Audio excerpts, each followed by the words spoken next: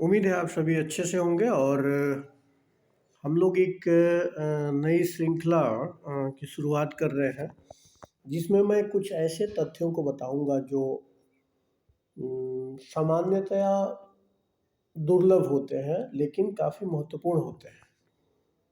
कई छात्रों मित्रों से जो है ना विचार करने के बाद मुझे लगा कि उन तथ्यों पर खासकर जो है ना प्रीलिम्स के एग्ज़ाम के लिए उन तथ्यों पर फोकस किया जाए जिस पे आपका ध्यान नहीं जाता है या फिर आप थोड़े से क्लियर नहीं रहते, या ऐसा भी कह सकते हैं कि आप ध्यान नहीं देते या आपसे मिस हो जाता है या फिर कन्फ्यूजन क्रिएट होता है।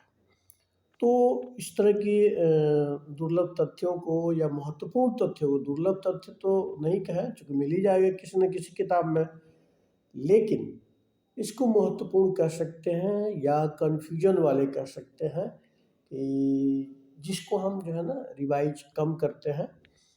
तो अभी हम शुरुआत करेंगे एंशिएंट इंडिया यानी भारत के प्राचीन इतिहास से संबंधित कुछ तथ्यों पर चर्चा करेंगे जो विभिन्न प्रतियोगी परीक्षाओं के लिए बहुत ज़रूरी है।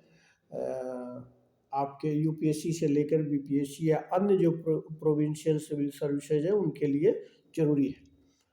तो इसी तरह से सभी सब्जेक्ट का मैं सोचा हूँ कि तथ्यों का हम लोग डिस्कशन करेंगे। तो आइए सबसे पहले हम देखें कि अजातशत्रु का एक नाम तो अजातशत्रु था, दूसरा नाम कुणिक था। दूसरा नाम क्या था? कुणिक। तो अब ये बहुत लोगों को कुणिक नहीं मालूम रहता है, अब बहुत लोगों को मालूम रहता है। तो याद रखिए कुणिक जो है ना जैन परंपरा के अनुसार उसका नाम कुणिक था और बौद्ध परंपरा के अनुसार उसका नाम अजातशत्रु था। ठीक है। इसके बाद शिशुनाग के बारे में आप जानते ही होंगे कि शिशुनाग ने अपनी राजधानी पाटलिपुत्र से वैशाली स्थानांतरित कर दिया था। ठीक है। पाटलिपुत्र से कहाँ स्थानांतरित किया? वैशाली स्थानांतरित किया था। और इसका एक और ही बहुत ही महत्वपूर्ण काम है जिसमें इसने अवंती को हरा दिया और मगध राज में मिला दिया। अवंती वर्तमान में जो मालवा क्षेत्र है, या आप जब मध्यकाल में मालवा पढ़ते हैं तो वही अवंती को हरा करके मगध साम्राज्य में इसने मिला दिया। महापद्मनंद ने कई उपाधियां जो है ना धारण की थी, जिसमें एक प्रसिद्ध उपाधि थी एकरॉट। इसके अलावा इसके कई अन्य नाम भी मिलते हैं पुराणों में, जैसे इसको उग्रसेन कहा गया है।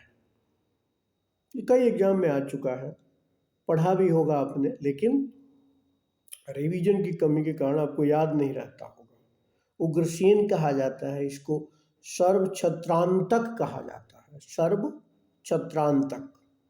एकराट तो लोगों को याद रहता है, लेकिन सर्वछत्रांतक ये लिख करके याद कर लेना है। सर्वछत्रांतक, उग्रसेन, इसको फिर अपरो परशुराम भी कहते हैं। परशुराम उसके पहले लगाइए अपरो परशुराम भी कहते हैं, यानी परशुराम का दूसरा अवतार माना जाता है।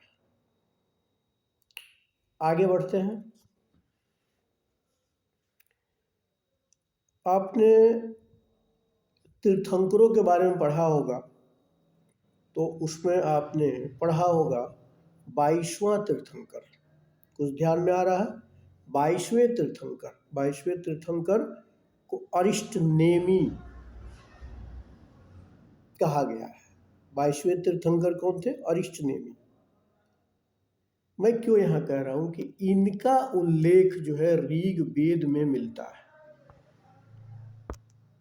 अरिष्टनेमी का उल्लेख ऋग वेद में मिलता है, और एक और तीर्थंकर है जिनका उल्लेख ऋग वेद में मिलता है, वो है ऋषभदेव।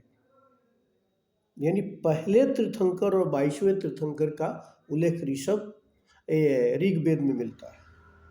पहले तीर्थंकर ऋषभदेव और 22वें तीर्थंकर अरिष्टनेमी। ऐसा कहा जाता है कि अरिष्टनेमी कृष्ण के समकालीन थे।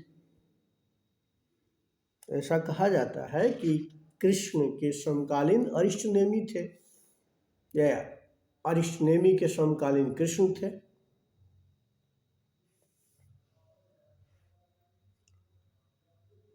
इसके बाद आगे अगर हम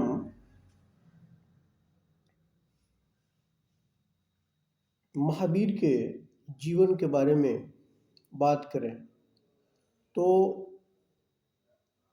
इनके पिता का नाम सिद्धार्थ था और गौतम बुद्ध के बचपन का नाम सिद्धार्थ था।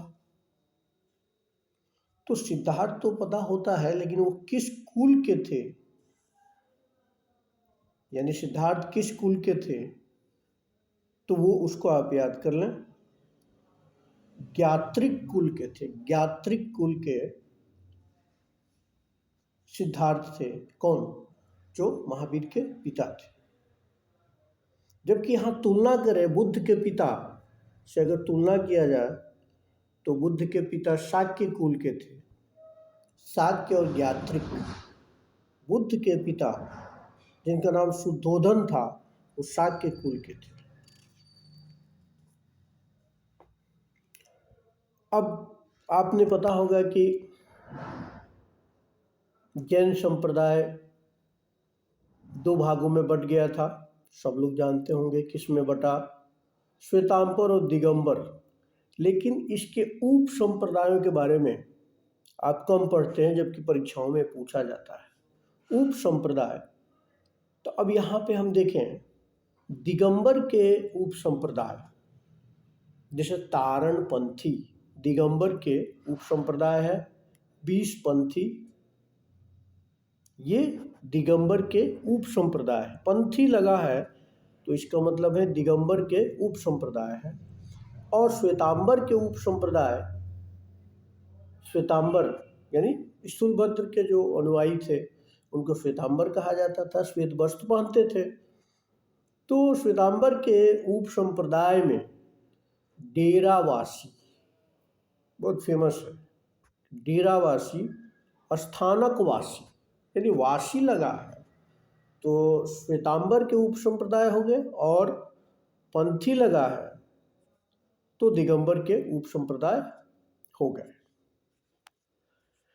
पहली जैन सभा के बारे में आप सोचते रहिए। दूसरी जैन सभा का एक चीज मैं बता दूं कि दूसरी जैन सभा 512 ईस्वी में हुआ था। आपको डेट याद होगा, नहीं तो याद कर लें। और यह स्थान था वल्लभी और इसके अध्यक्ष थे देवार्धी क्षमा श्रमण, या कई जगह देवार्धी भी लिखा जाता है, लेकिन पूरा नाम आप देख ले देवार्धी क्षमा श्रमण। ठीक है। और इसी सभा में एक नया नाम हमको मिलता है जिसको कहते हैं आगम। तो पूरे जो है ना जैन जितने भी लिटरेचर थे, साहित्य थे, उसका संकलन किया गया और उसका नाम दिया गया आगम।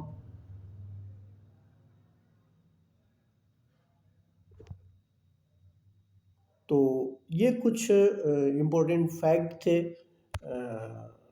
जिसको आप बार बार रिवाइज करते रहें। ये श्रृंखला हम लोग जो है ना कंटिन्यू जारी रखेंगे। उम्मीद है कि आप बार बार रिवाइज करेंगे, बार बार सुनेंगे तो आपको याद भी होगा और कुछ बेहतरीन सुझाव भी आएंगे तो उसको भी हम लोग फॉलो करेंगे। बहुत बहुत धन्यवाद।